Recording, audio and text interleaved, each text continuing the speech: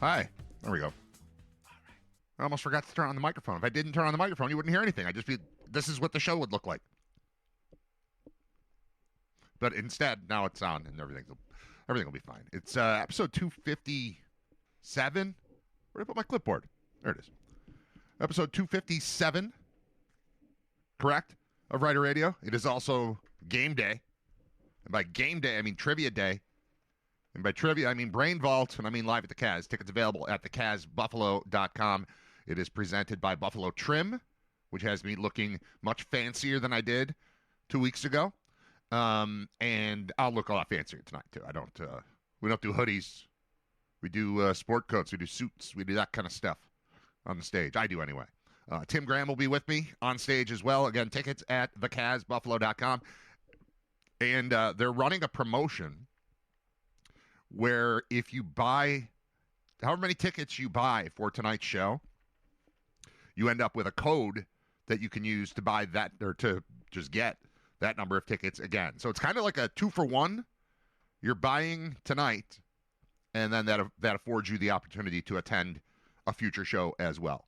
So pretty cool deal, pretty good deal. I'm glad that they worked that out, because honestly, I just want people there. I don't need a full house yet. I don't need, I don't want to overthink it. I just want people to be able to come. And so getting you 2 tickets for the price of 1 is pretty good. I still haven't figured out what happened to my logo that's in the, right there, how it's all squished. It used to be this shape, and now it's this shape. It was emphasized or something. So I'm still a little annoyed by that, but not enough that I'm going to do anything about it. I'm going to spend no time thinking about it. And someday it'll occur to me, oh yeah, I have to unclick this, or whatever it is. It'll be fine. I woke up today. Oh my God, I woke up at 5 o'clock in the morning, which if you're familiar with me at all, that is not a time that I'm usually awake whatsoever. But I was asleep by 10:30, and then I just woke up due to natural causes. It wasn't like, usually it's kids running around or yelling or arguing with each other or slamming doors or something that will make me get up earlier than I planned. Not today. Today was nothing at all. I just woke up, and then I was really hungry, and I asked my wife, what did we have for dinner yesterday? Because I woke up starving. And she's like, we didn't have dinner yesterday. I said, oh, well, that explains it. Because we had basketball we had a game at 5 o'clock, a school game, and then I had to leave there a little early to get to our basketball practice that we had at 7 o'clock. So I was in Amherst first, and then I was in Cheektowaga for that, or Williamsville, whatever, and then Cheektowaga. And then I came home, and I turned on TV, and I fell asleep. And then I woke up at 5 o'clock in the morning. And then, when I was still awake at like 7:30, I thought, this is bad, because I've got a show to do at 10, and then I've got a show to do tonight, and I've got prep stuff I have to do between this show and that one. I still have to edit today's show and get it online after we complete it right around noon. I'll be a zombie on stage if I don't sleep at some point. So I did end up going back to sleep for maybe 45 minutes or something like that, and then got up at 9:30 again, and I got rolling with the show. So that's where we are. I think it's important for you to know that, so you know that you're getting the I've been awake for 5.5 hours version of me right now, which you don't normally get at 10 o'clock in the morning. I don't get up at 5. I don't know who that's for. That said, I was texting with people. Did you know that you could do that? Did you know that you can send and receive text messages at like 6:15 in the morning on a weekday? People are awake, and I get it. People have jobs and go to schools and banks and things, and so they're awake. But I will say, don't ever expect, if you're sending me a message at 6:17 a.m., don't ever expect that I'm going to reply to you before noon.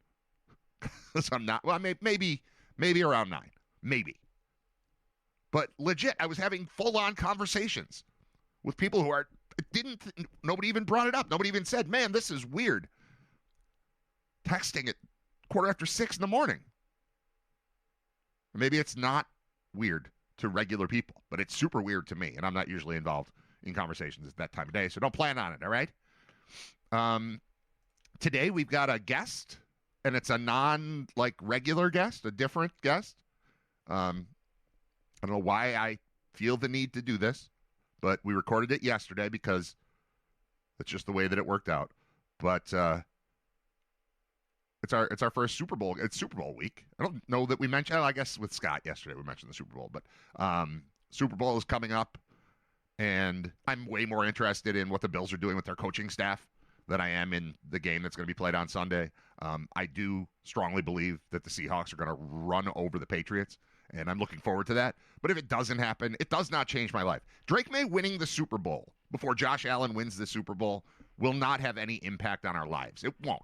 It feels like it's an annoying thing, and I'm going to have annoying conversations with literally one person, our good friend Mike O'Brien, who's our senior Boston correspondent, and he's a comic, so he makes jokes anyway. But that's what I'm thinking of is I don't want Mike's team to win a Super Bowl, but it's not about Drake May. It's about Mike. So during their run of 20 years of near invincibility with Brady and Belichick there, it got to a point where any year where the Patriots won the Super Bowl felt like there just wasn't one, because it wasn't somebody getting over on the Bills. It wasn't somebody new, I should say, getting over on the Bills. So, I really didn't want the Bengals to win, because just for me personally, as a fan of Buffalo sports, as a fan of Josh Allen, I don't want any fuel given to the argument about Burrow being this or that. If the Patriots beat the Seahawks on Sunday, I think it's pretty unlikely that it's because the Patriots have a better quarterback than the Bills. So I kind of don't care. I care. I don't want Mike to have fodder for discussion. I wanted badly for them to get knocked out 2 weeks ago. I already had the AFC East Champions t-shirt screenshotted, ready to send to Mike as soon as the Patriots got eliminated. But it didn't happen. So now they're AFC champions, and I guess I can find an AFC champions thing to send to him, ideally at halftime of this game on Sunday. That's kind of the direction I'm hoping it goes. But I'm not going to let it bother me too much. I think I've gotten pretty good at being a fan. Every year ends in disappointment, but I'm super used to it, and we all should be at this point. I don't plan on I can't even picture the parade. Yet I still expect it every year on a certain level, but I think I'm in the right place. I think I'm in the right place mentally. Part of it is just, I've been through so much of it. I've seen it forever. But I don't know. I didn't feel gutted when they lost the playoff game. As poorly as things went. Josh Allen's up there crying. The coach has been fired. All kinds of stuff has happened in the last couple of weeks with the team, and I'm all right with that. I'm still all right, well, they should be good next year. Hope they win it next year. So I'm all right. And the Patriots, if they are to beat the Seahawks, just let's decide together that it is not a knock on our team that team wins. That team didn't beat your team. It did once during the regular season. I know that. But they edged you out for the division. That's all right. Their schedule's awesome. Did you see their schedule for next year? I'm going to bring that up. Yeah, they're not in my head at all. Hear how much they're not in my head? We're 5 days away from the game, and all I'm thinking about is they're going to suck next year. They'll see. But check this out. New England Patriots 2026 opponents. A lot of talk about them having a super easy schedule this year, and it's true. But then look at this one. Patriots next year. Just open. All right, they've got home games against Bills, Dolphins, Jets, Broncos, Raiders, Packers, Vikings, Steelers. And then they're on the road at Buffalo, Miami, the Jets, Bears, Lions, Chiefs, Chargers, Seahawks, Jaguars. So all the playoff teams, basically. And then the ones that should have been that aren't. The Chiefs. We expect the Chiefs to be a playoff team. The Lions, we expected to be a really good team. They were all right, but I would expect them to be super competitive again next year. The Jets are a joke. You get 2 wins against the Jets. That's fine.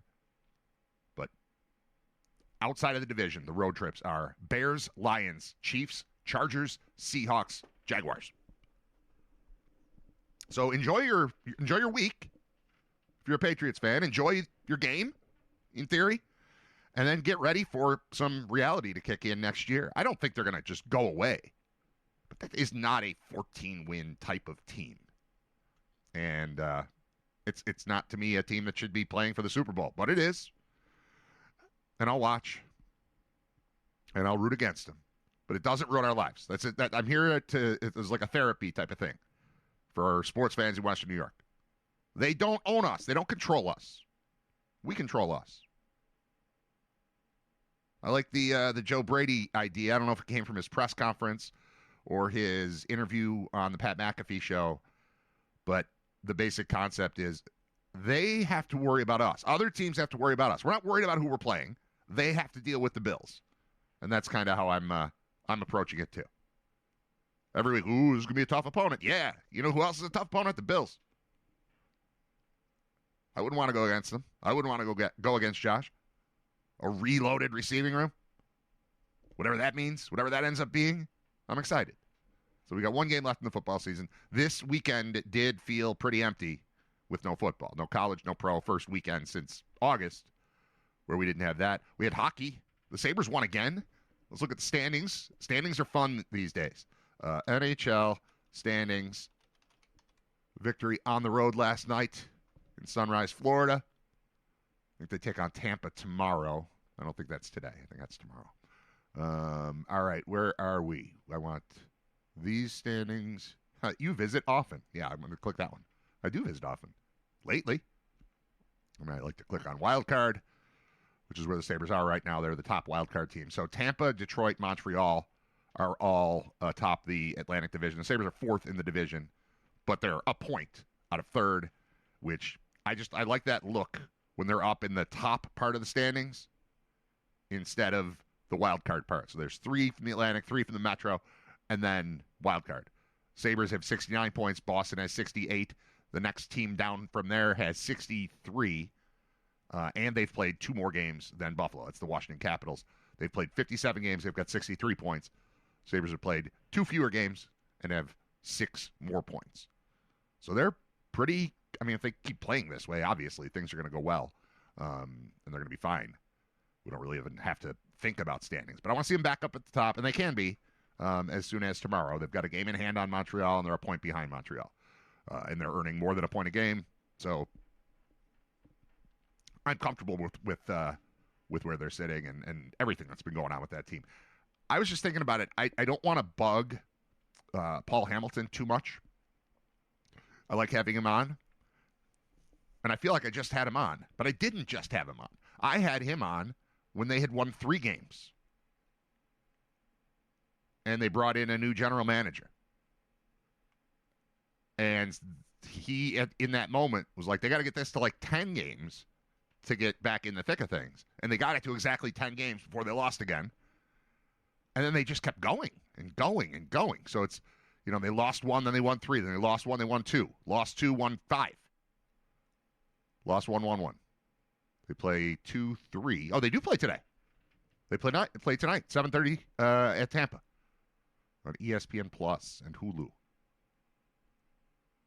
Does that mean not MSG? Because not MSG games are the games that I get. I like non-MSG games.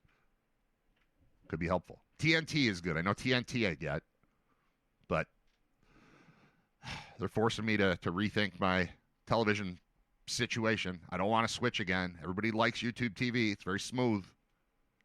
The DVR is fantastic. Anything you want, it knows I like the Bills, so it just records all the Bills stuff. It's all there. I don't want to switch from that. But the hockey team's watchable. I don't know what people do. I don't know what people who have YouTube TV do if they want to watch hockey. Best thing about football being over is we're closer to baseball. That's true. It is February. When are pitchers and catchers? That's got to be now.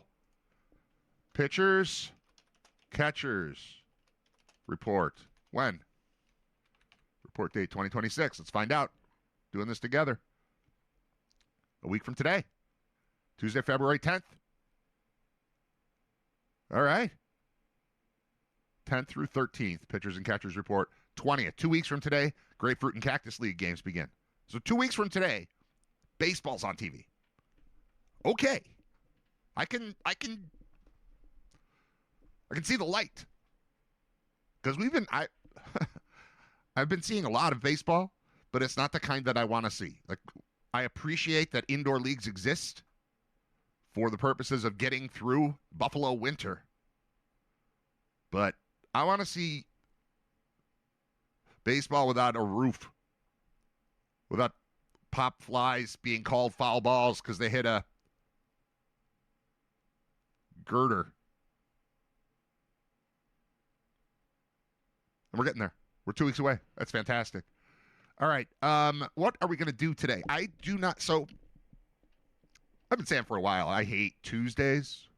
I hate Tuesday shows. And then now what I've done is added a bigger, better, louder, flashier, well-lit, real live show Tuesday nights, which makes Tuesday morning even more of a nuisance, if you will. Every Monday I'm fired up to do a show, and I just do an hour, and then Scott's on, and that's great because we've got a whole weekend of stuff to recap. This week we had the Grammys. That was cool. And we'll usually get a guest. We'll get Bob Gaughan on, Tuesday or Wednesday or Thursday, one of those. I don't think I've heard from him yet this week. Let's check that.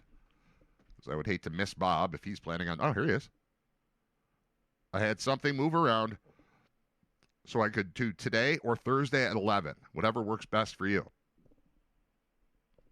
Did someone just breathe new life into Tuesday's show? I think he did. I'm going to write to Bob and say, today is great. Today is great. There we go. All right, so we'll have Bob Gaughan on. How about that? My point is that I don't make any super big promises for the entertainment value of a Tuesday show, and then I made it worse by adding this. This week feels much less stressful in getting set for Brain Vault, because last week it was like, is this going to work? Is this going to work? Now I know what works. I know the things that went wrong. I've corrected. There's no problems. I'm just going to go hang out on a stage with a bunch of people in the crowd and Tim Graham next to me, and we're going to ask some trivia questions. We're going to interview some people in the crowd. They're going to come up and it'll be great. So it's less stressful, but it's still there. Like, I would prefer to turn off the microphone right now and get ready for that show. But I'm committed. I'm going to do this. Because what would I say to, let's say, Brian Janik? Brian Janik, who sponsors the show. You can find him at thefinancialguys.com. 20-plus years as an independent insurance broker. And he's free to deal with. You just look him up online at thefinancialguys.com. Get in touch with him. And you meet with him, and it's free. He gets paid from insurance companies, not from you. So especially if you're approaching 65, you're about to flip to the world of Medicare, Brian's got your back. And your front. He's got all of you, the whole part, the whole you, all of you. He's got you. So I don't do the show, and then I don't say that it's brought to you by Brian Janik, then he gets mad. Can't do that. And we're going to do the show tonight. It's brought to you by Buffalo Trim and the Financial Guys. The whole Financial Guys, not just Brian, the financial guy. The whole damn thing. I have to go to their place at some point and do a show from there. They have 2 separate podcast studios set up that would make this look so much better. I think we're doing better now that I got the wood wall here. It's fine. Oh, I didn't turn on my light again. Does that matter? All right, you guys watch. You're watching right now. This is what it looks like without the light. And then when I turn the light on, it's that. Does that matter? Seems like it does. Seems better. I need more lights. I want more lights. I wanted to buy, I thought I ordered, and this is probably a Temu situation. I thought I ordered a ring light that was like this, but I ordered a ring light that's like this. It's just this little, it's half a pen. It's this big. I'm not going to move it and show it to you, but disappointing. But I think we're doing all right. The Olympics start this week, and I'm once again finding I'm just not going to know what time things are happening, because I look on their official website, and it's telling me times, but they're in Italy. And Milan is 6 hours ahead of us. So I don't know what they mean when they tell me the start times of things. I can't even pinpoint when the opening ceremonies will be, because it said that the Olympics start on the 6th. Today is the 3rd, so the 6th would be Friday. But also, on the same page that told me the Olympics start on the 6th, it was telling me about curling matches that are happening tomorrow, it seems, tomorrow afternoon. And I think that's right that the games start a little bit before the opening ceremony. Like, I think that's normal. I'm trying to remember. But that feels right. Like, they sort of ease into starting. It's not, hey, it's Thursday night and we're doing this thing, and then tomorrow we'll start playing stuff. I think people have arrived, and they're going to be curling tomorrow. Not that curling is number one on my list of things to watch. I watch curling, though. I'm not opposed. It's not thrilling, but it's all right. And that is, I think, starts tomorrow. But I don't understand Milan time. Olympic schedule and results I have open here. Ciao from Milano Cortina, 2026. And it says it's 15:59 in Italy. I opened this half an hour ago or something. So I determined we're 6 hours different. There we go. We refresh. Let's see if it changes the time. Olympic torch relay, schedule and results. Yeah, so this says the 4th, today, alpine skiing, men's downhill first official training at 5:30.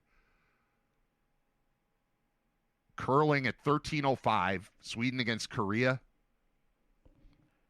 Is that today? Is it now? I don't know.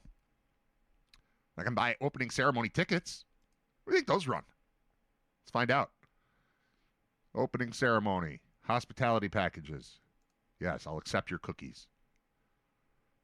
Opening ceremony tickets, it says from €260.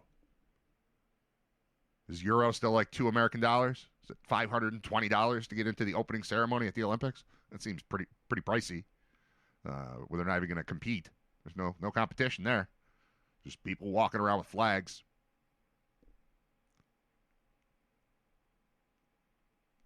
Tickets. I'm clicking tickets. Ooh, hospitality packages. Friday, 6/2 from 8 o'clock until 11 o'clock. High demand. Is that 8 o'clock our time? Good God. Full price standard, category A, €2,026. You can get that all the way down to, $260 is the lowest. There's a $2,000 package, a $1,400 ticket, not even a package. $2,000 ticket, $1,400 ticket, $700 ticket, and $260 ticket. I think you'd want to be up high anyway, right? It seems like the kind of thing you'd want to observe. Too close, doesn't look as... Why can't I think of a word better than good? Spectacular is what I'm looking at. The spectacle of it, I think you would want a higher observation point. That's, I'm taking a guess. I've never been to the Olympics. Or certainly, I don't even know that I've watched opening ceremony. I just want to see them compete. I want to see stuff happening. I want people going down mountains. I like luge. Bobsleigh. Alpine skiing. Moguls. I like moguls. I like ski jump. Ski jump is fun. Ski jump to me, though, every time I see someone ski jump, I wonder how they did that for the first time. And I think there are like harnesses that can be used for training. But it just seems to me you've either never done it before or you've done it a bunch. But there's that moment where you switch from having never done it to like, yeah, I tried it. And I don't know how you make that leap. Quite literally. To go from, all right, I think I would like to be a ski jumper to ski jumping. Seems like it's just a massive chasm. You know, a kid doesn't know how to ride a bike. And then you help them and you kind of hold it a little bit and you get them going. And then, you know, a couple minutes later, they get it and they're pedaling away. But that makes sense. Like you start sitting still and then you start pedaling and we move a little bit and you're fine. But you're not up at the top of this thing, this contraption that's going to shoot you into the air, even if you've skied your whole life. Switching from skiing to ski jumping seems crazy. I like ski jumping. I like watching it. I'm not going to do it. I'm never going to do it. I think I've had this ski jump thought in my head since going to Lake Placid when I was a kid. And just seeing it, go, well, all right, this thing is cool, but why would you do that? Because I'm looking at it as a kid going, I've never done that, and I'm never going to do that. But at some point you decide, yeah, I'm ready. And then you're just flying. Ah! I wouldn't want to. So every day now, I take the show. I record the show. We do the show live. Record the show. And then after the show, I go back and I edit it down, take all the music out of it, and turn it into one chunk. And then I post that on Spotify. Spotify takes that and puts it on YouTube. So if you just go to the YouTube Riter Radio page, there's multiple versions of each show. there just are. There's the leftover live one, because that still sits there. Then there's the edited one that takes the music out, so I keep myself out of trouble. And maybe I should be deleting the live ones. I don't know. When somebody yells at me, I will. But until then, we're fine. So there's that one. But then and I upload it. I save it to my computer. I upload it to Spotify. But then also there's a thing I can click while I'm saving it to the computer to also put it on YouTube. So it goes, there's the full video from the live show. Then there's the video that gets sent to YouTube that doesn't have commercials or songs, I should say, in between. And then there's also the Spotify. Spotify's a video, but it's sending the audio only to YouTube. So it's showing up there as well, I think. So if you're ever looking, you're like, oh, this one doesn't have video. Yes, it does. You clicked on the wrong thing. It's making it very difficult to track how many people are paying attention to what. But, you know, it's out there. It's all out there. I go through that process, and what I've been doing lately is within about an hour of the time that I upload the show to Spotify, a transcript of the show becomes available. So Spotify just listens to the words I said and then types them out. And it's there, and I can cut and paste that. So I cut and paste Spotify's transcript of each episode into ChatGPT, and I say, give me a 2-paragraph show summary. And then once I have that, then I cut and paste that back in and make that the show notes. So it's cool. I like it. Lately, I've been trying to do different thumbnails, because that's, I don't know, one of the stupid little techniques to get more people to click on things or whatever. So rather than just Riter Radio episode 257, I've been using AI to also generate like cartoonish images. And I've only done it for a handful of episodes, but I think they're kind of cool. And they look better than looking at my stupid face. You know, it'll be, a cartoon Joe Brady along with a cartoon Josh Allen or whatever it is, you know. So in addition to the notes, I also ask it to give me 10 suggested headlines for the thing so that I'm not just writing episode 257. Instead, I'm writing, the stream died, so I became a green screen ghost. I didn't say that. I didn't use that one. Drew won MVP in a 12-0 loss. The Sabres feel alive again, and Buffalo noticed. Why am I saying achoo to nobody? Every pair of his underwear was pre-owned.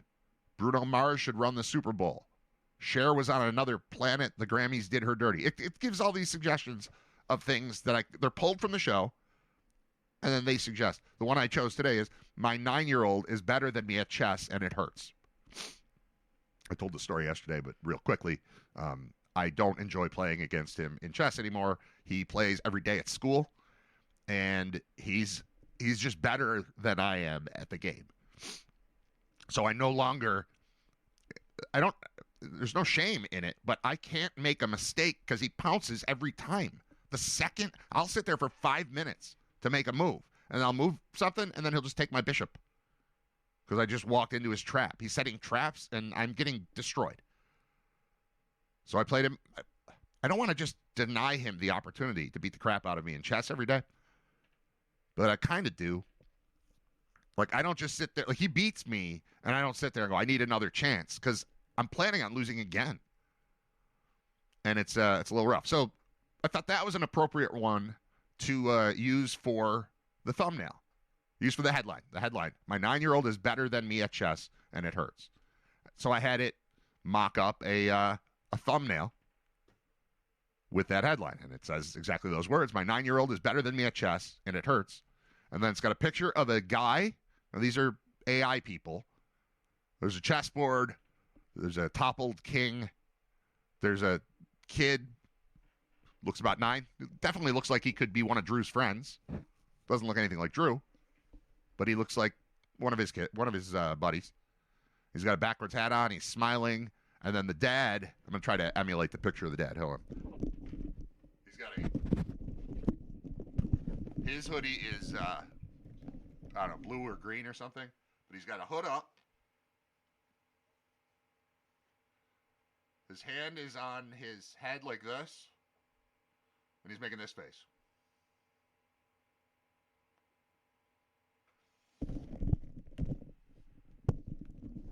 And the reason I'm telling you this story is that I typed in, create thumbnail for episode 256 with headline, my 9-year-old is better than me at chess and it hurts. And right before generating the picture, it said, we're so sorry, but the image we created may violate our guardrails around acceptable depictions of teens and children. If you think we got it wrong, please retry or edit your prompt. And then it did exactly the thing that I asked it to do. I mean, it doesn't look like me and it doesn't look like my kid, but it's a happy, it's labeled Chess Showdown, Mentor versus Prodigy. But I'm just trying to figure out, like, what, I'm going to ask it what it means. What do you mean by that? What does this mean? We are so sorry, but the image we create, there's nothing violating anything. There's such a sensitivity around kids online, and I get that, and that should exist, but this is a kid who doesn't exist, a guy who doesn't exist, and we're just pretending that they just played chess. What does it violate? What on earth could possibly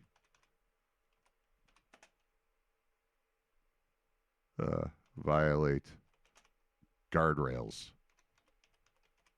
in this photo? Seems fine. And then we'll see what it says. I cut and pasted what they had already written. We're so sorry, but the image we created may violate our guardrails around acceptable depictions of teens and children.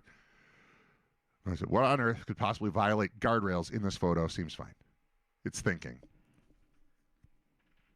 All right, what do you got? Answer me. Come on, AI. You're better than this. Why is it so slow? This is how slowly I think. If we're going with artificial intelligence, it should be faster. My natural intelligence is slow. Artificial, there's just a blinking thing on the screen. I'm thinking about it. Yeah, I get why that feels maddening. On its face, the idea is totally wholesome, and your intent is clearly fine. What tripped the system isn't anything you did wrong. It's how the automated safety filters are blunt and overly conservative when kids appear in images. Here's what likely triggered it, even though it shouldn't feel controversial. What probably caused the rejection? A recognizable child plus expressive emotion plus implied defeat or humiliation. Phrases like is better than me and it hurts can be interpreted by automated systems as emotional distress, power imbalance, or a child being framed as dominating or humiliating an adult. What's wrong with that? What's wrong with a kid my kid humiliating me? I made him. I made a better chess player. I combined DNA with somebody else, my wife, and we made a kid who could play chess. The other thing for what probably caused rejection, realistic depiction of a minor. Even fully clothed, the hell? Innocent images of kids can get flagged if, keep in mind, ChatGPT wrote the headline. I talked about my kid beating me in chess. ChatGPT listened to the whole show. It was like, you know what the headline should be? Your 9-year-old's better than you are at chess. And then it's like, whoa, we got a problem with this headline. You wrote the headline. Even fully clothed, innocent images of kids can get flagged if the scene looks emotionally charged, the kid is center stage with an adult reacting strongly. Again, you gave me the headline and you made the picture. Another possibility here. The system does not understand context or humor. It doesn't know this is dad humor, self-deprecation, Riter Radio tone. It just sees child plus adult distress plus bold headline. Importantly, this is not about sexualization. Yeah, right. Very much is not. This is not about violence. This is not a judgment on appropriateness. It's just an overcautious classifier doing what overcautious classifiers do. Then it goes on to how we fix it. Make the kid clearly cartoon/illustrated. Well, that's what I wanted anyway. This is the best option for YouTube anyway. Cartoon dad, cartoon kid, exaggerated expressions, chessboard, and fallen king. Yeah, do that. Don't show the child's face. It's not a real child. You invented the child. The over-the-shoulder angle, kid shown from behind or cropped at chin. Focus on chessboard and your reaction. Option 3, implied kid, not pictured. Empty chair, chessboard mid-game. Caption bubble like, checkmate, dad. Your reaction does the storytelling. My recommended for CTR and safety, not positive what CTR is, but that's all right. Cartoon versions of both of you. It fits your brand better, matches the chaos and comedy vibe, avoids all moderation weirdness, pops harder at thumbnail size. If you want it, say the word, and I'll redesign the thumbnail cartoon only, lock it to 1920 by 1080, keep the headline punchy, add subtle Riter Radio branding, make it look intentionally YouTube, not stock image. You weren't out of bounds. The system just has zero chill. All right, I'm going to do all those things that it just said. Redesign thumbnail, cartoon only. Lock it to 1920 by 1080, which it never does, by the way. All the good stuff that AI can do, it never gets the size right on the thumbnail. I have to generate a thumbnail and then go modify it in something else. Stupid. All right, let's redesign. I hit send or hit enter, and then I will close this window. Not even close the window, but cover that window up and get on with our lives. And then the next time I go to look for it, it'll be there. Clarence neighbors seek injunction to halt Tim Hortons project. What do you think they're working on? Probably building another coffee shop? Oh, I'm not going to be able to read this whole story. Never mind. Harris Hill residents have filed a court petition to stop a Tim Hortons development, claiming the drive-through layout would force traffic through their neighborhood. Yeah, that's what they do. They just opened a Starbucks near my house, like right on the outskirts of my neighborhood.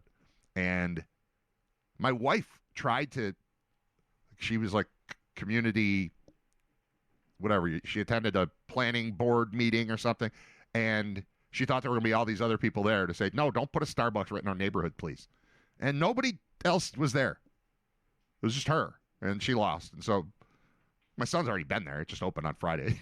And one of my kids went in there on the way home from school because they walked to school, and now they walk right past the Starbucks, which I think is fine most of the time, but seems terrible that they're walking right where a drive-through is in the morning on their way to school at, 8 o'clock in the morning. I would imagine. I mean, they built it so that like 15 cars can be in line at the same time off the road. And maybe that's good enough. But it just seemed bad. It seemed like a bad idea to put a drive-through coffee place right in the middle of the walk to school. So I feel you, Harris Hill residents. You don't want Tim Hortons getting in your way. But there's a Starbucks. It can't be a quarter mile from this new one. And there are no signs of it going away. So now we've got two of them. I mean, I would say it's certainly walking distance. My son, my oldest son, walks to the other one all the time. And now there's Starbucks on his way to Starbucks. This is not as bad, I guess, as my old house where we used to live, where if I was standing in my backyard, I could see two different Tim Hortons, one on Union Road and one on the corner of William and Union. But I could see them both. It looked like across the creek. There was one inside of a gas station, and then there was a freestanding one right across Union from where we lived. And I thought that was crazy. But also, around that same time, I don't know why I would say, around that same time, there was a Sunoco across the street from a Sunoco. And it made no sense, except it made all the sense in the world, because depending on what direction you were coming from, there was like no way to get at one of them. You follow? So if you're coming up William, it's easy. You stop at the one on the right. If you're coming from Union, you turn and then go into the one. Well, I guess that would also be on the right.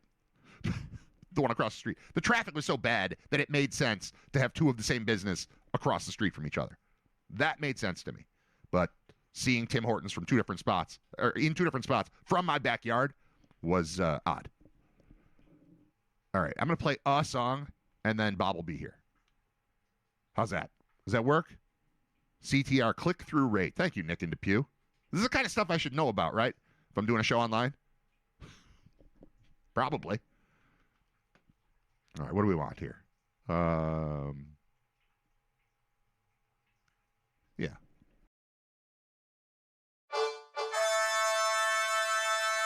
The way my kids date now, it's so simple.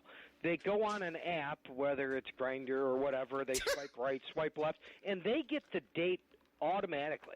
Let's check in with Riter Radio's living legend, Bob Gaughan.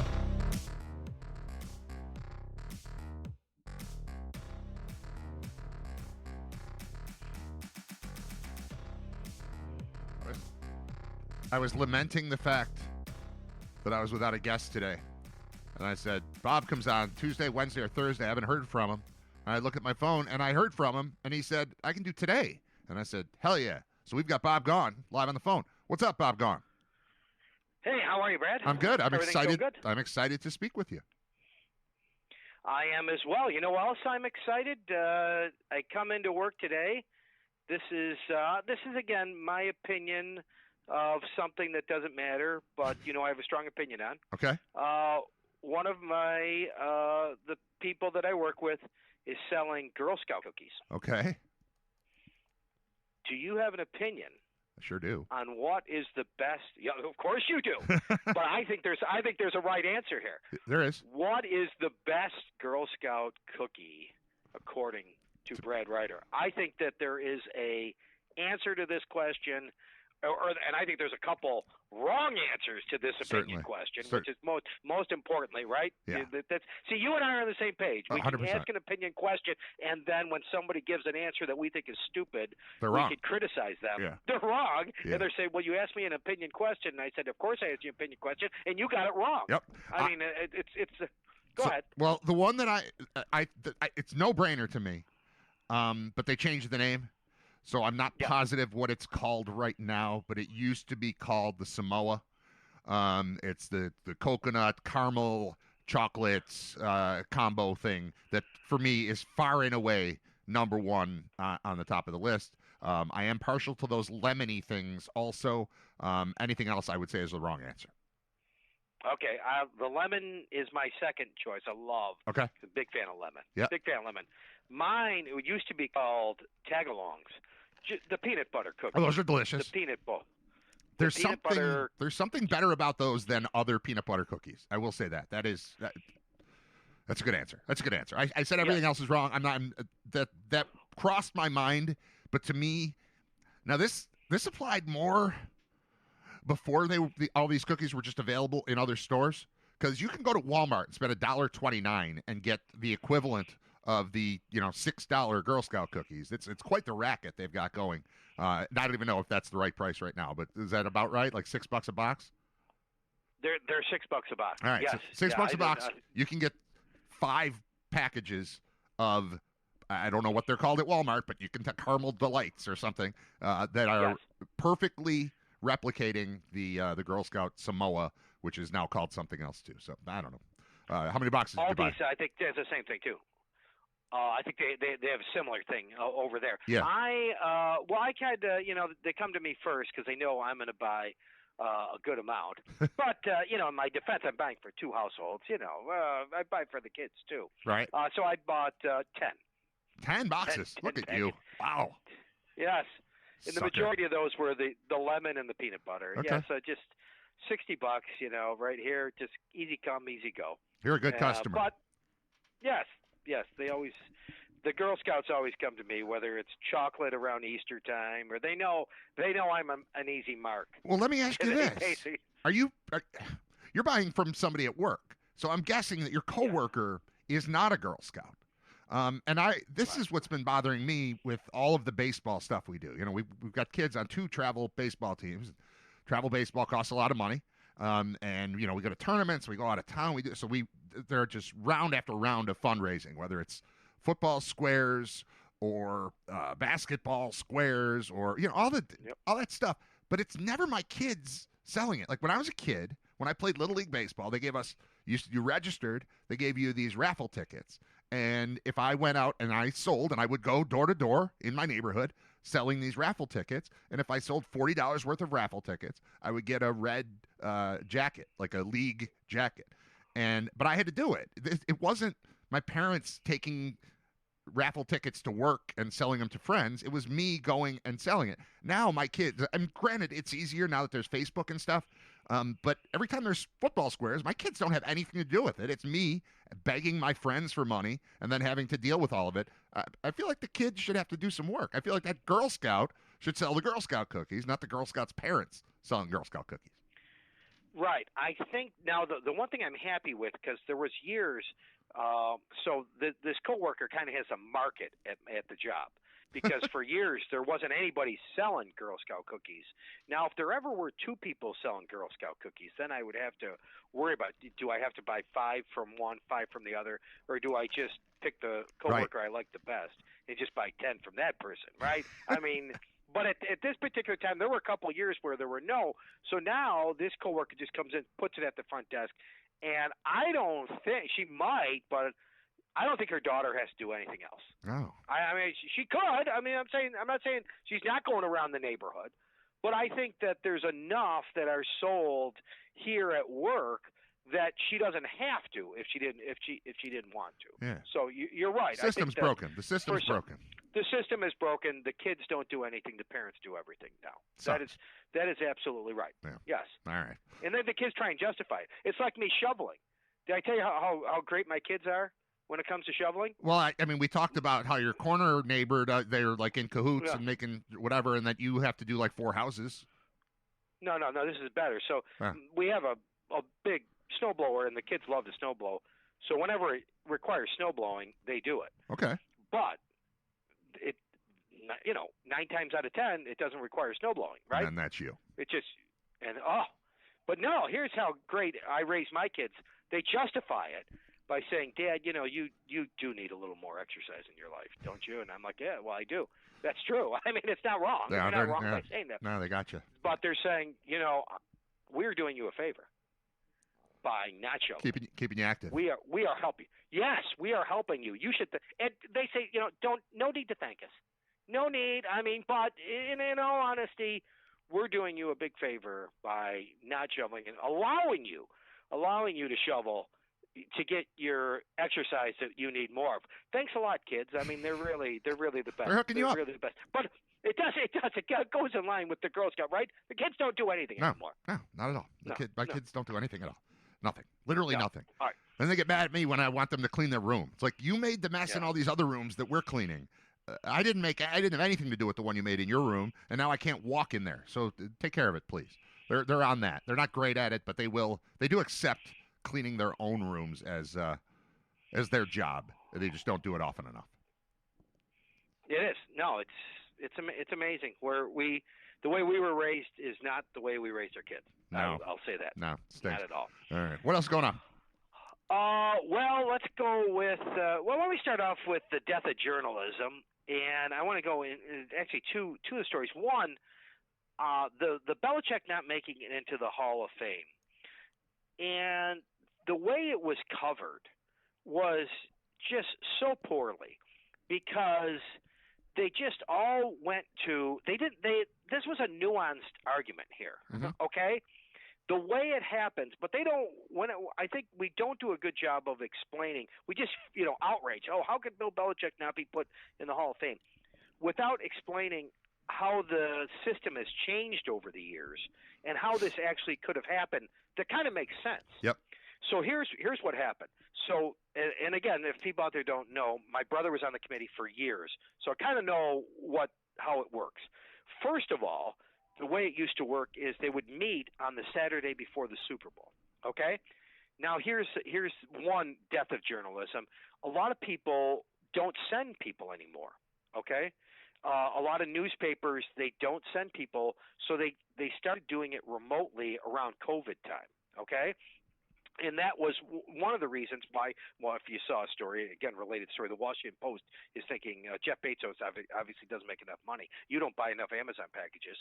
So they're doing away with their sports department of the Washington Post. But there are a lot of newspapers around the country that don't send people. So they stopped doing it that Saturday before the Super Bowl. And it used to be just the 32 writers that covered the 32 football teams. Okay? Now they think, well, now there was a bias. There was a bias between these 32 writers. So now we have to add in national writers, and we have to add in Bill Polians and Tony Dungy's. Of course, now they're finding out that, hey, you know what? Bill Polian and Tony Dungy have an axe to grind against Bill Belichick. You know what I mean? So they have just as many axes to grind as the reporters do. But that is one way that they changed it. Then they used to be, there would just be 6 people that get inducted, and that would lump Ralph Wilson in with Joe Montana. Well, the Ralph Wilsons of the world were never getting voted in because people always voted in the players rather than so they decided to make them a separate category, and they decided to make the Veterans Committee a separate category. And it used to be thumbs up or thumbs down. Okay, that's all it was. Here are the 2 people that the veterans, thumbs up or thumbs down. Well, they were always getting thumbs up because I figured, Brad, if you did all this research that said that X deserves to be in the Hall of Fame, I probably agree with you. Sure. Okay? Well, now they're deciding that there's too many. Now the ceremony's going on too long. So they have 5 people lumped together in veterans and coaches and owners. So it was Kraft and it was Belichick, along with Kenny Anderson, Elsie Greenwood, and Roger Craig. So, and you could only vote for 3. Right. You can only vote for 3 out of 5. So it wasn't thumbs up or thumbs down. So it is somewhat reasonable for someone to think, Brad, you have a vote, and say, well, if I really want Roger Craig in or Elsie Greenwood, this is my one chance to get Elsie Greenwood or Roger Craig in. There's no way. Belichick's getting in sooner or later. Sure. Belichick's not, if he's not getting in this year, he's getting in next year. But I think that I want to vote for Elsie Greenwood, Roger Craig, and Kenny Anderson, because they're not getting in. If I don't vote for them, they're not getting in. Right. That's kind of what happened. But instead of explaining that this actually did kind of make sense because maybe the system is broken, everybody just felt outraged, like, how could Bill Belichick not be in the Hall of Fame? And again, it's the journalism that was not done to explain. This does kind of make sense. And you factor in that there are 50 votes that happened there, and he didn't get 80% of them. So everything you're saying is a part of it, but also it was not a slam dunk 100%. It wasn't close.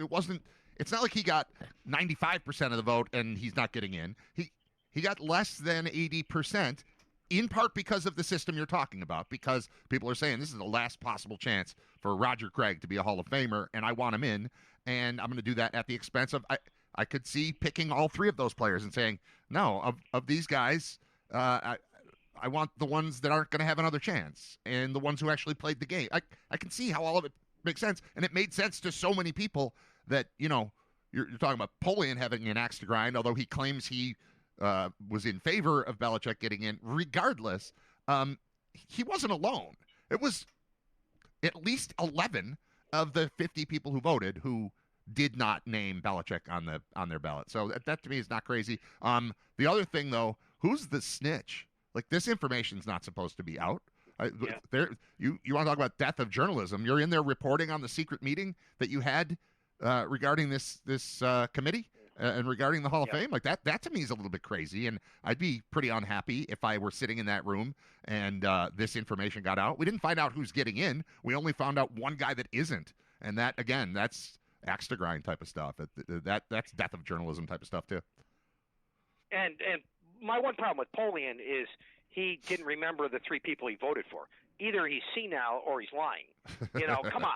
He knew who he voted for, and he knew he didn't vote for him. Yeah. I would have had more respect for him if he said, listen, you guys don't remember. And, of course, everybody in Buffalo thought New England was the biggest cheaters in the world. I mean, come on. Right. How many years were you on a talk show? Everybody talking about that. And now people are outraged that he has to sit out 1 year. Do you remember what actually happened with Spygate? They burned the tapes. It was pretty bad, right? Anytime the NFL burns the tapes, tells me it wasn't really good. And the Super Bowl that we were at, that New Orleans Super Bowl with the Rams and the Patriots, you do have to remember this, and I don't think many people do, but after the game, and this might even a couple of years after, Warner and Falk said that they ran a play at the goal line that they had never run before, that they put in for this game, and it required Falk to go in motion. They're at the goal line, Falk goes in motion, and Teddy Bruschi calls the play out. And Falk and Warner looked at came to the sideline, obviously was unsuccessful, and they said, this stinks. Something's wrong here. Yeah. And they all got together. I mean, right, it was then and there where Martz, Falk, and Warner knew something was up because they had ran a play that they had never run before. So let's not just pretend like it wasn't that bad. It was pretty bad. And I remember that week I had John Clayton on live at the Radio Row, and the first thing I had him as a weekly guest at that time, and the first thing I asked him was, do the Patriots have a chance in this game? And his answer was no. Like, straight up, John Clayton, the late, great John Clayton, gave me a one-word answer to, can this team compete? The answer was no, and then suddenly they know the play. So, yeah, it doesn't hurt me at all to have Belichick wait a year to get into the Hall of Fame, or wait 2 years or 5 years or 10 years. In a world where the Baseball Hall of Fame doesn't have any of the best players that I remember during my lifetime, and also doesn't have Pete Rose, and also doesn't have Shoeless Joe, Belichick having that stink attached to him over the course of his entire tenure with the Patriots justifies him having to wait a little bit, because we're not just going to now say that all of those Super Bowls are legit. I still feel like there's dirty stuff going on there. We've heard all sorts of stories about things happening at Gillette Stadium that shouldn't be happening, and views of things that shouldn't be there, and cameras that shouldn't be there. And it's gone on for years. So having to pay a little bit of a price by waiting, to me, is not the end of the world at all. I kind of like it. But you know who, by going back to putting people like Bill Polian on the committees, you know who is in the Baseball Hall of Fame? Because he had his buddy Harold Baines. Oof. Ridiculous. You know why Harold Baines is in? Because he had Tony La Russa. Tony La Russa was on the Veterans Committee, and Tony La Russa loved Harold Baines because he had played for him. So Harold Baines gets in the Hall of Fame. There is no one, maybe the worst person in the Baseball Hall of Fame. I don't care how many hits he had. I never pissed around Harold Baines.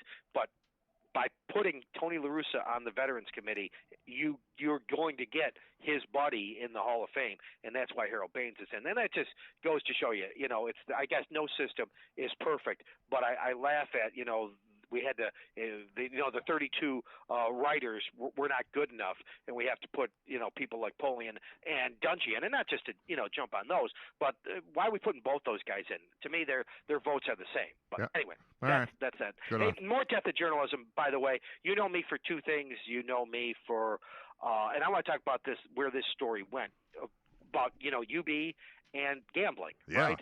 There was a story a couple of weeks ago that involved, I think it was 37 players.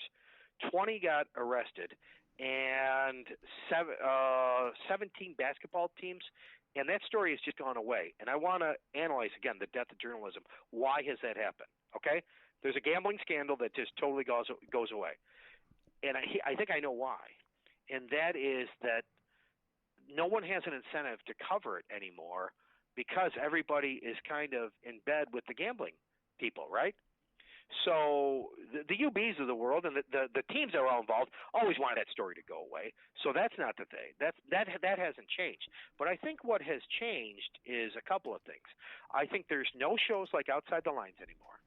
And there's no shows like Real Sports anymore. When Brian Gumbel and Bob Lee retired, those shows could have continued, but they didn't continue.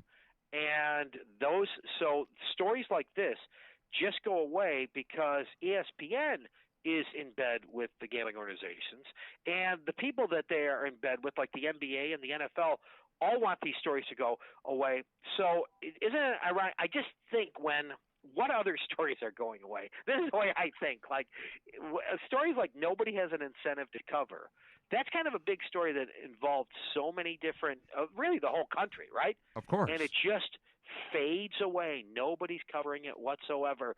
And I'm just thinking, like, okay, this story goes away. There must be other stories that everybody wants to fade away that just fades away as well, you know? Like Epstein? Yeah, right. No, there's no incentive to cover it, and listen, we used to, when we talk about like the death of newspapers, there is you used to cover like every board. I don't know. Can't you imagine you're in West Seneca, I'm in Tonawanda, that somewhere along the lines at some point that there is some shady deal that's being done at the West Seneca, board, sure, between some brother-in-law and somebody that's on the board, and it's not going to be covered anymore. And there was this, this is such a better era because everybody's a journalist because they have a phone. No, everybody isn't a journalist. It's not. Right. It doesn't. Just because you have a phone doesn't make you a journalist. And I just see stories like this going away and more stories just not being covered, and that's why I kind of worry about where we're going. Yeah, no doubt. Like, I just looked it up. I just typed in college basketball gambling scandal, thinking, all right, it went away, but there've got to be some stories about it. Nope. January 15th, the two most recent things that I find were when it was announced. ESPN had a story about it. The Department of Justice had a story about it. January 15th. Today is February 3rd. Nothing since then about any of it. Right. So that's a little crazy. And I remember the story broke while I was doing a show, and I started sifting through and was like, just let me not see Buffalo. Let me not see, there's UB. And then I thought, this is going to be terrible. What a disaster for, a team that has turned things around, and the program is kind of heading in the right direction. And, you're doing the games on the radio. Like there's some real juice in the arena again. And I thought, this is going to be bad. And there was a brief statement from athletic director Mark Allnut, and then no one has said another word about it since. The UB one was even weird because there were two players named, and then there was an unnamed player for some reason. And I thought, when that name comes out, that's going to be it. But no one's pursuing it. It doesn't exist. The story's gone. Well, there was, because I assume there were 20 players arrested. There were 37 players involved. So I assume the 17 players that were not named ratted on the 20 players. Right? They actually came clean. So I assume the 20 players that were arrested didn't come clean. 17 players that weren't not named did come clean. That's why. Okay. That's what I'm assumed to happen, right? I mean, but I don't know that for sure because the story hasn't been covered since it came out because nobody wants the story covered. And that's again, I just don't like the way we're going here because I just don't think it's good in a way. And I didn't think I would miss Real Sports and Outside the Lines as much as I do, but I really miss those two. I got to say, Real Sports, every time I watched it, I would never think about it. But then when a new one would pop up, I'd watch it, and every time it was the best episode they've ever done. Like every single time, even if it didn't seem like I was going to be interested in it, wherever they went in the world to cover, it was just cool, interesting. It was essentially 60 Minutes, but it was for sports. And it was just fantastic. That was a great show. Again, I was more impressed every time I saw it. You know what else is like that for me? This is totally different, but I'd never think to watch South Park. But every time I stumble across an episode of South Park and it's a new one, I cannot believe how fresh it is. Like, there's a story on the news, in the news, and then the next week, that episode is about that story in the news. It's unbelievable how quickly they turn it around. So that's another one that I forget about. It's still there. I know it is, but I never watch it. And then whenever I do, I'm like, I cannot believe how good this show has been for as long as it's been this good. It's crazy. All right. We got this far, and we didn't even talk about Brady because we can. But I will say we didn't. You gotta go? I am happy. No, well, I am happy with the defensive coordinator Jim Leonard, just because I think that his philosophy is the same as our philosophy, which is, Brad, you're coaching, Little League basketball tonight, let's say, and what defense are you playing? Your answer should be, well, it depends on who my opponent is. It's gonna vary. It could vary. I could be playing a 3-2. I could be playing a 2-3. I could be playing man. I could be playing a diamond 1. I could be playing a triangle 2. I don't know. Tell me who I'm playing.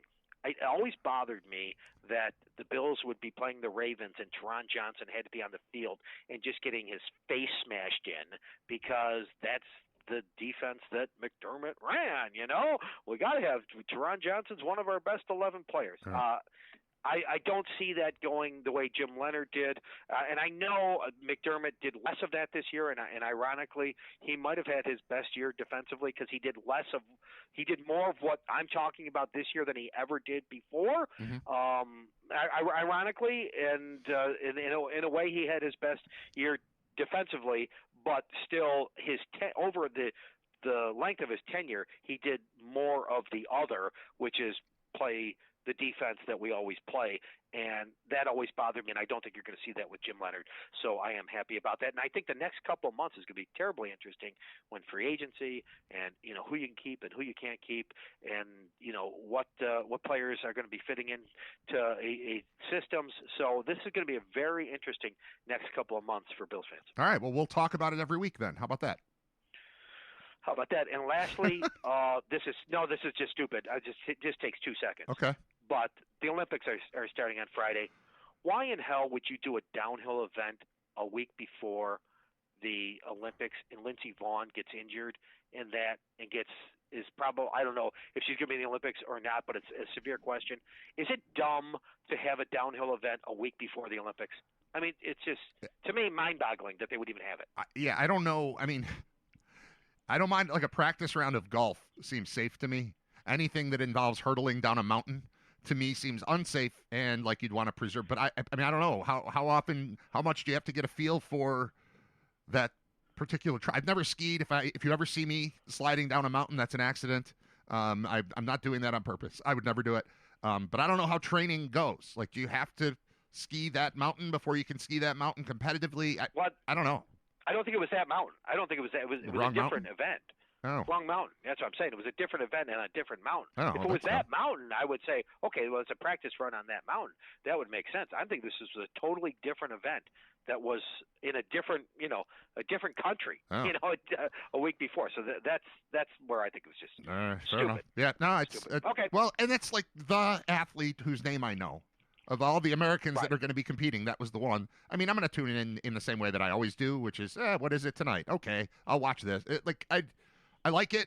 I don't live and die for the Olympics, but I'm in. It's fun. It's fun when it's around. So looking forward to it getting rolling. All right, thanks, Bob. Talk to you next week. You got it. All right, there goes Bob Gaughan, who will be on the radio tonight calling the UB basketball game. Who are they playing tonight? Let me check. I don't want to screw that up. I'm sure it's a conference game. UB Bulls basketball. And I know this because I wanted Bob to come on Brain Vault, but he can't come on Brain Vault because he's got a UB. Oh, Miami. Undefeated Miami tonight. Oh, good God. Why did I not talk about that with Bob? 23rd ranked team in the nation, and UB gave them a run at their place in Oxford a couple weeks ago. Went to overtime. Both teams, it was like 105-102 final. But they remain unbeaten. They beat Northern Illinois over the weekend, and they will take on the 14-8 UB Bulls, who had a little bit of a rough stretch. I think they lost 5 in a row, but they have won since then, so they're not on a losing streak. I don't have all of it in front of me, but they take on number 23 Miami tonight, which if you're not attending Brain Vault and you're not watching the Sabres, you should go to UB. These are 3 excellent events all happening the same night. Sabres are on the road at Tampa, 7:30. Bulls take on Miami at 6:30, and Brain Vault's at 7. Brain Vault, thecasbuffalo.com for tickets. Quick time out, then a guest will join us from California. How about that? Why California, you might ask? Well, is there any event coming up on Sunday in California? Yes, there is. And we'll discuss that in just a moment. Stick around. I am Brad. It is Riter Radio, episode 257. Thanks to Bob Gaughan for joining me. Am I on until 12? Yes, Jeremy, I am on until 12. Music. BRB. It's Riter Radio.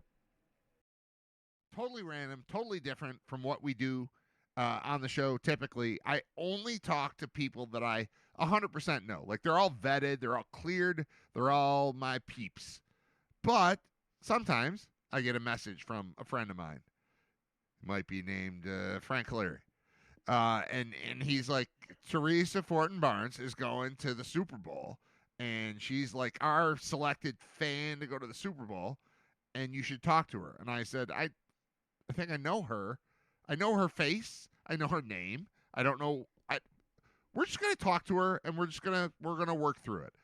Teresa Fortin Barnes, what's up? How are you? Welcome to Riter Radio. How is California? You're in California. I am, but first of all, Brad, our paths have crossed. We just have to figure out where and when, because we both have been around for a long time. So I know. We're old and we know each other somehow. Yeah. We know each other. But we don't know how. I'm in California. I got out here Sunday night. I'm the Buffalo Bills fan of the year, full paid trip to the Super Bowl. So I'm very excited. How cool is that? How do you become the fan of the year? How do you decide who you're taking with you? How's that work? And what do you get out of this? What's the deal? Yeah, so you have to be nominated. So one of my good friends, Danielle Suppa, she nominated me, and she's the one I'm taking to the Super Bowl. But she nominated me last year. I didn't get it last year, and then she quietly pushed it for this year. And it's all voting. It's not all about voting. The Buffalo Bills has a team. They decide who gets their fan of the year, but they really look at what you do off the field per se, but away from tailgating, away from your Buffalo Bills fandom, and what you have done for the community. And I've been doing things in the community and raising funds and awareness for good 40, 50 years of my life, because it was instilled in me as a child to really give back to my community, and I'm honored that I can now represent our team. So tell me what you've brag a little bit here, Teresa, about what you've done that allows you not to get nominated, because I think anyone, your friend can nominate anyone, anyone can nominate their friend, but you won, you beat out everybody else. Brag a little about the stuff that you've done that allowed the Bills to confidently say, Teresa Fortin Barnes is our fan of the year. Yeah, so it goes back to a lot of different things I've done over the decades. Besides being a diehard Bills fan, we already know that, obviously. And I started and run the Water Buffalo Club that has over 88,000 members and growing every day. But I have always volunteered as much as I possibly can, but I've started charities before I started Carvings for a Cause, which was when the October storm happened. I got the trees that came down and had them carved into famous figures, because I was devastated at what happened to our community and wanted to do something with some of the trees.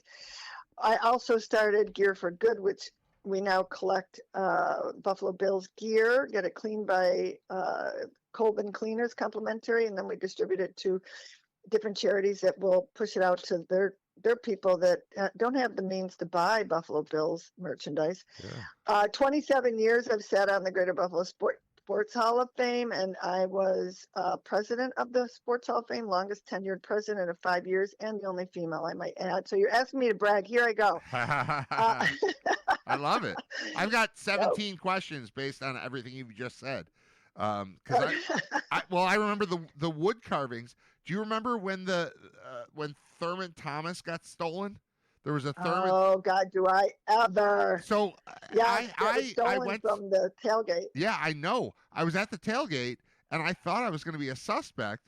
And my now wife, then I don't know if she was a girlfriend or a fiance or a wife yet, but I think she was probably just a girlfriend at the time. But I have a picture of her next to Thurman, and then the next day it was like, this thing has been stolen. I was like, oh no, because we are suspects. Like she was the last person I think photographed with the statue, and it came back. Everything turned out okay. People drink at Bill. I don't know if you know this, Teresa, but people sometimes consume alcohol in the parking lot at Bills games. And I think it was just a drunk. Yeah, let's take Thurman home. And they took him home. It was a bunch of Canadian. Yeah, it was a bunch of Canadians that took it up to Canada. Stupid and Canadians. I'll tell you, my phone blew up the next day from ESPN to Fox Sports to CBS Sports, and I'm like, it was crazy. But the guys gave it back. They just thought somebody left it in the parking lot. Right. And they decided just to take it to Canada, and that was okay. And we got Thurman involved. It was pretty funny. So yes. You do remember that. That was a good story. Yeah. That's a long time ago, and that was crazy. I'm glad they didn't take actual Thurman. They just took wooden Thurman. They gave him back. Everything's fine. Exactly. I think that accidentally through this conversation, if we talk for 5 more minutes, Teresa, I think we're going to realize somehow where we know each other from. Because both of us know that we know each other, and that's what's I know. so crazy. I know. But all right, so. You're there. How's California? Tell me about that.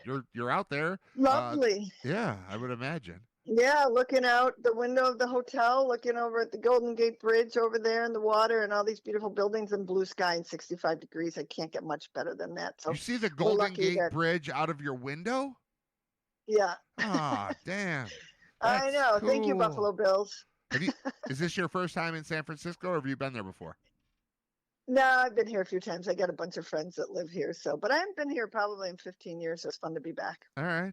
So what's the experience like for you? So you're nominated as chosen as the Bills fan of the year, but I would imagine there are 31 other people just like you. Is there a contest that's still going to happen where you're trying to win something, or are you just experiencing it like the other 31? No, I came out early, so I came out Sunday. I come to different Super Bowl cities, which I love. I got the bug when Jim Kelly was taking me to the Super Bowls to run his parties. Actually, I've been helping Jim with stuff for 40 years. So I did his wedding, I did his retirement, I did his Super Bowl parties. We don't have to go there, but this is fun. So. Yeah, I love coming out to a city early before all the craziness starts, which usually starts on Wednesday. But the one big thing this week that's different for me is the honors event is Thursday night. That is the award ceremony. That's like the Grammys of music, right? Yeah. This is the honors of the NFL, and this is where that's where Josh got his award last year. Yeah. So all of us fans of the year, which we are known as FODIes, are going to be there, and one person will be selected as the ultimate NFL fan of the year, and that's what people can still vote for. Yep, they can still vote for me to win that. How? It's not all about vote. Just Google NFL fan of the year, and it pops right up, and you'll see all of our pictures on there, and you'll see Buffalo Bills, and then the picture of me, and you can vote for me as many times as you want, for that matter, too. So that's going to be interesting to see who wins that Thursday. 32 of us, and it's not all about voting. It's about what you've done off the field, of course. And so I think my resume speaks for itself as well. What, again, this is me saying, hey, Teresa, just brag about yourself, but what makes you a better Bills fan than me? for example. Like I don't consider I don't want to compete at all with I don't want to brag about it, but when I think about being a fan, all it means is I like a team, and then you do other stuff. I don't do other stuff. I just hang out and watch the team and root for them. And I you know what? I think I'm better than 80% of the fans, but I'm not elite. I think I'm better because I'm always optimistic. I'm always, I like everybody. I never want anyone fired. I never want anyone cut. I never want anyone traded. I like the team. I carry a positive vibe with me, which I think, again, puts me top 20%, but in no way competitive for fan of the year. What do you think, as a fan, and charity aside, like, what do you do? Do you feel like you're better than other people? That sounds insulting. That's the wrong way to put it. Why are you so good at this? I know what why you're are why are you asking. so good at Yeah. this? I'm not trying to be a jerk. I'm trying to be nice No, and I say understand. what is it? What makes a good Bills fan? I guess is the question. What makes a good Bills fan? Never jumping off the bandwagon. Yes. Okay. Never. Excuse me, Brad. Never jumping off the bandwagon. I sat there. True. The last 17 years, every game in the parking lot, 3 of us maybe out there tailgating in sub-zero weather. And now we have thousands of people at our tailgate, but literally we laugh and think like, oh my God, 10 years ago, it was just us out here. Yeah. Maybe we'd get 200 people at the home opener, but it's really never giving up. And that's sort of my motto on life too. And that's how Buffalo is as well. And we're resilient and don't quit, because we are going to get a Super Bowl win. We are going to go to the Super Bowl. And I've believed that for my whole life, I've actually, for that matter. Even through the terrible years. Now there's Josh Allen. So you're right now. Yeah, right. You were wrong. You were wrong before. We're right now. Yeah. I'm an eternal optimist, so I always think we're going to win the Super Bowl every year. Yeah, but now at least I feel like we really do have a chance. So, but you know what? There are so many people that could be the fan of the year. I am so honored that they picked me. I didn't set out to do any of this thinking I was going to win the fan of the year. It's just who I am. It's in my blood. It's what I've known my whole entire life, and I will continue to do it. So it's just representing not only the team but your city, and representing your community and giving back in any way you possibly can. So what are you stuck doing? Are there events you have to attend, or is it just the thing during the game that you'll be on? So the honors event is Thursday night. That's so right. We did that. Yep. That's on 8:00 your time, 5:00 our time. That's on Channel 2, I think. And so we will be there. They're going to announce the winner of the Ultimate Fan of the Year there. And then we have a bunch of other EA Sports party we're going to on Friday, and Madden's. Is that the same thing as Madden's? Yeah. FanDuel we're going to as well. It's different. Yep. Saturday going to Lee Steinberg's party. Oh boy. Saturday night might be doing Sports Illustrated party. I know I'm tired already. This is awesome. And then Sunday morning we leave at 10 a.m. our time, which would be 1:00 your time. And they bus us down to Santa Clara, which is like an hour bus ride. And they take us to some free party. And then they take us on the field. And then we enjoy the game. All right. That's cool. Where do you Quite sit? a bit. Yeah. Where are you sitting? Section 404, corner upper end zone. They gave you a BS seat. Every seat's a good seat. I'm sure, but they gave you a bad one. That's not. No, it doesn't matter to me. Yeah. Well, there's 32 of us plus 2, so that's 64 tickets they give away every year. Do they treat the Seattle and New England fans or fans of the year better than they treat you because they're actually there? No, not at all. But their teams, they might have responsibilities with their teams to go do something. Right. Okay. One of them wasn't even too sure yet. She's like, I don't know what our team is going to want us to do. So. How many Super Bowls have you attended? Well, I've gone to, not to say I've gone to every Super Bowl, but about 25. You've been to 25 Super Bowls?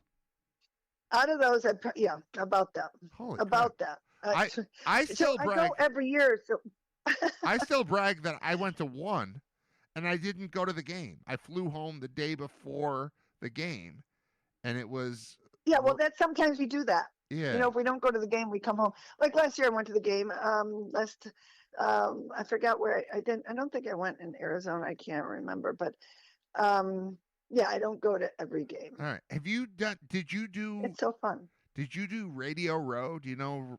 Are you familiar with Radio Row? I am on my way to Radio Row to do 2 interviews there. One with my alma mater, which is Ithaca College, and one with St. Bonaventure. And then we're going to walk around and check out. You know, we're going to try to find a bunch of the radio shows that we love. I've gone to Radio Row many times with Scott Birchtold, who used to be with the Buffalo Bills. Yes. And he used to run Radio Row, so I used to get passes from him. He's a good friend of mine.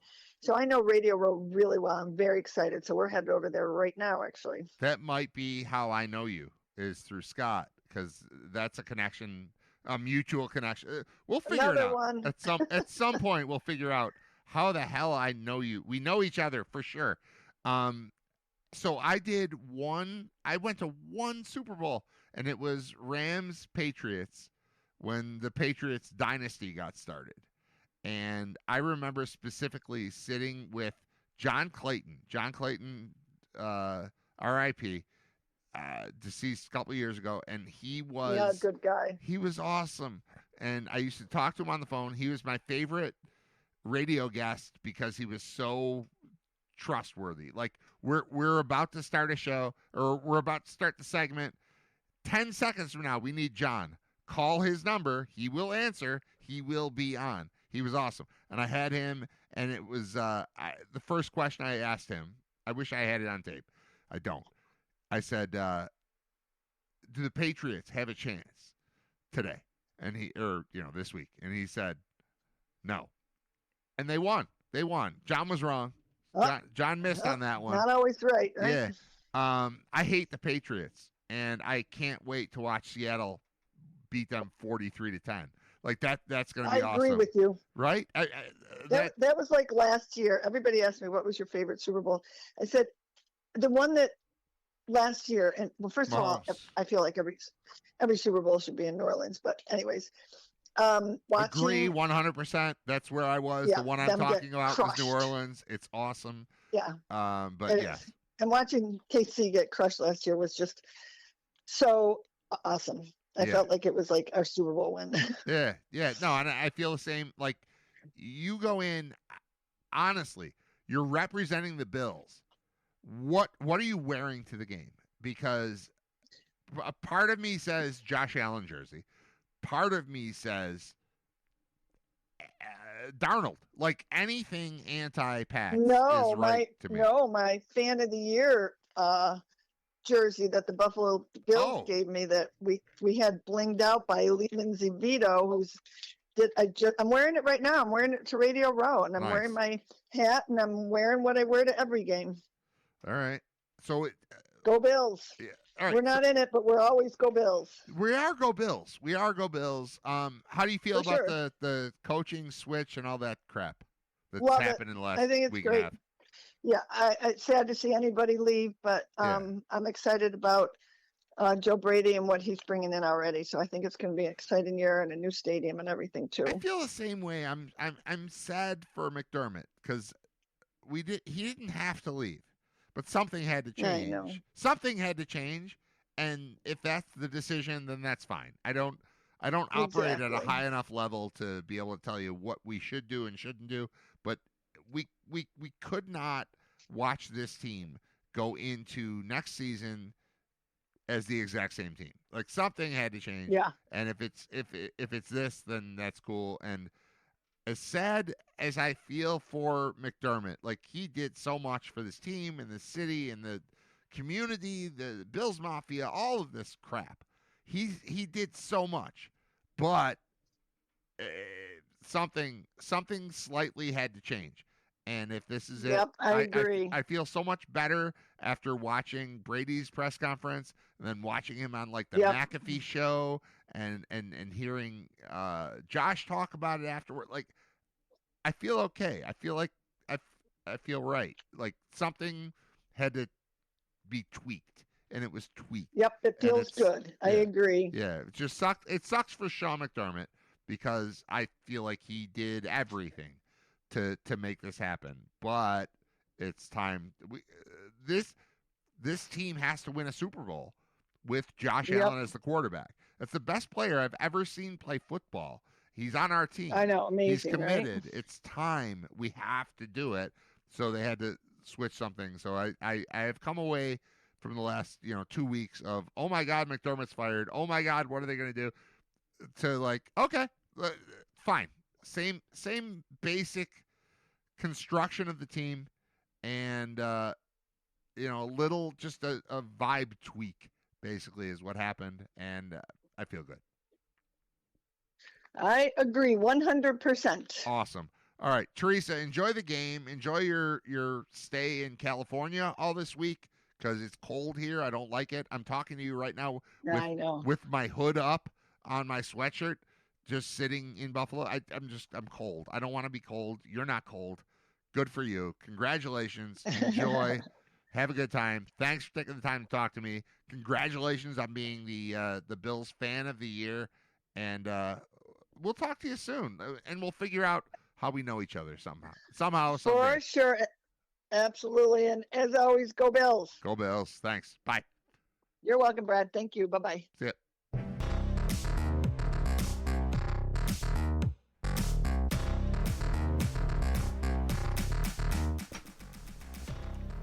All right, let's bring it back for a few minutes here. It's Riter Radio. We're past noon, but it's just the way the show fell today. Surprise appearance. What's going on here? Oh, my headphones aren't loud enough. That's it. The microphone's fine. Headphones are not. That's all. Okay, we're solved. Problem solved. Surprise appearance from Bob Gaughan. Recorded interview from yesterday. It all just that's just the way it worked. So now we went through the 12 o'clock, which is where the show usually ends. But I didn't know I was going to end it on the recorded interview, so I decided I'm not going to end it on the recorded interview because I didn't say goodbye. If I don't properly say goodbye to you, I feel like your day's going to be incomplete. You're going to get mad at me. You're going to not come to Brain Vault tonight at the Kaz. Tickets available at thekazbuffalo.com. Episode 2 of many tonight. Tim Graham will be there with me. I believe he's the only other featured person on the stage. Last week we had Tim and Jeremy White and Greg Bauk. This week, just him. I think. Something could happen between now and then that adds somebody, but that's not the plan. That said, when I do have a guest on there, I tell them don't prepare anything. So even at the last minute, I might find somebody else that wants to hang out on stage with Tim and me, and that'd be fine. But as of right now, the plan is me and Tim and you in attendance. And they're running a special where if you buy tickets for tonight's show, you will also receive a code that you can use to get a free ticket for a future show. So really, it's a 2-for-1 type of situation. You buy 4 tickets tonight, you'll get, I don't know if it's one code that you use 4 times or 4 codes you use once. I don't know. I don't buy the tickets. I sell the tickets. I push you to the website, thekazbuffalo.com, to buy the tickets. That's your job. I'll do the show. I'll wear something nice. I'll trim my beard again. Make sure we're looking prim and proper for the stage. So that's tonight. Very excited about that. I just opened up ESPN.com. That used to be a thing. It's kind of funny. I remember this is like 20 years ago. I remember somebody told me, my buddy Sean, said, "Do you realize that there are people? Not everybody goes to ESPN.com. Like that used to be a thing, right? Your starting page." Or your launch page, or I don't even remember what homepage, whatever you call it. But like if you just open up Chrome or Internet Explorer or whatever, Mozilla Firefox, you had it set to go to the thing that you use the most often. And I don't really, now I just if I open it, it just takes me to Google, which is fine. You can get anywhere from there. But it used to be like, that's what I thought the internet was. ESPN.com was the front page of the internet for me. And I probably should go there more often because I'm seeing all kinds of things that are interesting to me. There was a goalie fight at the Stadium Series. Bruins and Lightning were playing outdoors, and the goalies fought. That's fun. Also, lots of stuff going on as we approach the NBA trade deadline. I haven't mentioned that at all, but sources: Bucks countering trade offers for Giannis. Like Giannis switching teams as we get closer to the playoffs that's a big one, man. What we're hearing before the NBA trade deadline: latest intel on Harden, Giannis, AD, and interested teams. 2 days before the deadline, which players and teams are we watching? And so just that's coming. There is news here now from sources, and this is kind of funny because I talked to Bob an hour ago about the Belichick not getting into the Hall of Fame thing. And that was from sources because it's not official. Well, now it's sources that Kraft is not selected for the Hall of Fame class of 2026. So as we talked about, that process, all the voters, the 40 voters, had to say, pick their three favorites out of Belichick, Kraft, and three players: L.C. Greenwood, Roger Craig, and Kenny Anderson. Now, if we know Belichick's not in and we know that Kraft isn't in, does that mean that the other three are definitely in? I'm not sure. Let's see what the story tells us. New England Patriots owner Robert Kraft, like his former head coach Bill Belichick, was not selected for entry into this year's Pro Football Hall of Fame class, multiple league sources told ESPN. This is a report from Adam Schefter. Kraft, a first-time Hall of Fame finalist this year, did not receive enough votes from the 50-person selection committee. I apologize, 50, not 40. I had that wrong. I've been saying 80% the whole time. 40. They needed 40 out of 50 votes to get there. Did not receive enough from the 50-person selection committee to be included in the class of 2026, which will be announced Thursday night at the NFL Honors in San Francisco. Interestingly enough, the Hall of Fame's new voting requirements in 2025 helped pit Kraft against Belichick. Kraft was one of 5 finalists among contributors, coaches, and senior players who last appeared in a game in 2000 or earlier.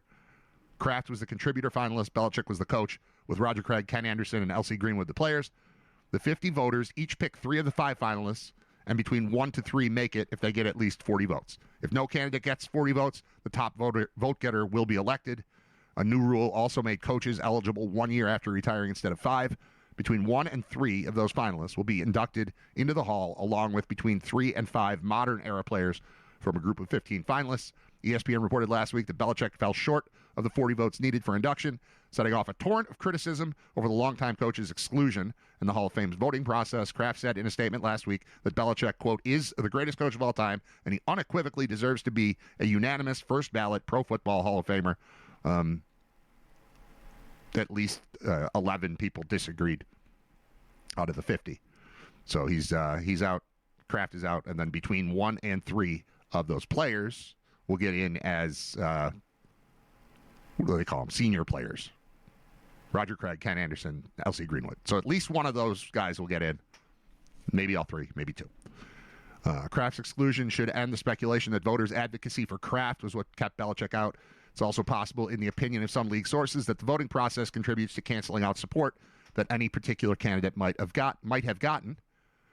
Kraft said in his statement last Wednesday, whatever perceptions may exist about any personal differences between Bill and me, I strongly believe Bill Belichick's record and body of work speak for themselves. As head coach of the Patriots for more than 2 decades, he set the standard for on-field excellence, preparation, and sustained success in the free agency and salary cap era of the National Football League. He's the greatest coach of all time, and he unequivocally deserves to be a unanimous first-ballot Pro Football Hall of Famer.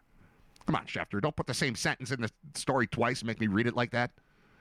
Roger Goodell echoed those sentiments Monday night and added that he thinks Kraft ultimately will also be a Hall of Famer. Quote from Goodell, Bill Belichick's record goes without saying. Same with the Patriots and Robert Kraft, who is also a candidate. They are spectacular. They have contributed so much to this game, and I believe they will be Hall of Famers. Except they're not. For now. So there's that. All right, there's something else on this ESPN.com. It's a pretty good website. You should go to it sometime. ESPN.com. Kraft not selected. Giants to hire Nagy as Harbaugh's offensive coordinator. That would be Matt Nagy, former Bears coach. Lindsey Vonn, quote, confident she'll compete at Olympics. We'll open that one up since we did talk about her with Bob as well. American skier Lindsey Vonn is confident she can compete in the Olympics beginning this week, despite the left knee injury she sustained in a crash 4 days ago. Vaughn said on Tuesday the damage to her left knee was a completely ruptured ACL, bone bruising, plus meniscal damage. After 3 days of physical therapy and doctor's advice, Vaughn skied on Tuesday. Said, my knee is not swollen. With the help of a knee brace, I'm confident I can compete on Sunday. So this is not obviously what I had hoped for. I know what my chances were before the crash, and I know my chances aren't the same as it stands today, but I know there's still a chance. And as long as there's a chance, I will try. I will do everything in my power to be in the starting gate. Okay, that's fun. It makes for a really good story if she's all right, and if she actually were to compete with the news of this injury seemingly devastating. I would imagine most skiing injuries involve being airlifted off of a mountain. But once you hear airlifted, it's like that sounds like she's not going to be in the Olympics. But maybe yes, so that's cool. Clippers Harden exploring trade. Bucks countering trade offers for Giannis. Let's see what that got any actual information in this one. With 3 days to go before the trade deadline, the market for Giannis has started to progress as the Bucks have submitted counteroffers to teams aggressively seeking a deal for the two-time MVP. Having been resistant to the idea of trading him, can you tell that his last name just popped up in the story and I don't want to do it? I'm not doing it. Trading him, Giannis. Throughout his career in Milwaukee, the Bucks have now shifted to actively engaging with a few teams concerning a potential league-altering trade. The Heat, Timberwolves, Warriors, and Knicks are among the most active suitors for a deal. Sources told ESPN the Bucks dropped a fifth consecutive game with Sunday's blowout loss to the Celtics, falling to 12th.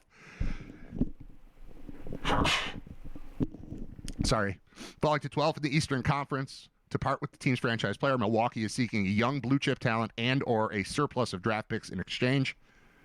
He has informed the Bucks for months that he believes the time has come to part ways after 12-plus years together. He's played in 30 games this season, averaging 28 points, 10 rebounds, 5.6 assists on 64% shooting. Currently sidelined with a right calf injury that he estimated would keep him out 4 to 6 weeks. The Bucks did not release an official timeline for his return. So that's, league-altering, I think is the right phrase there.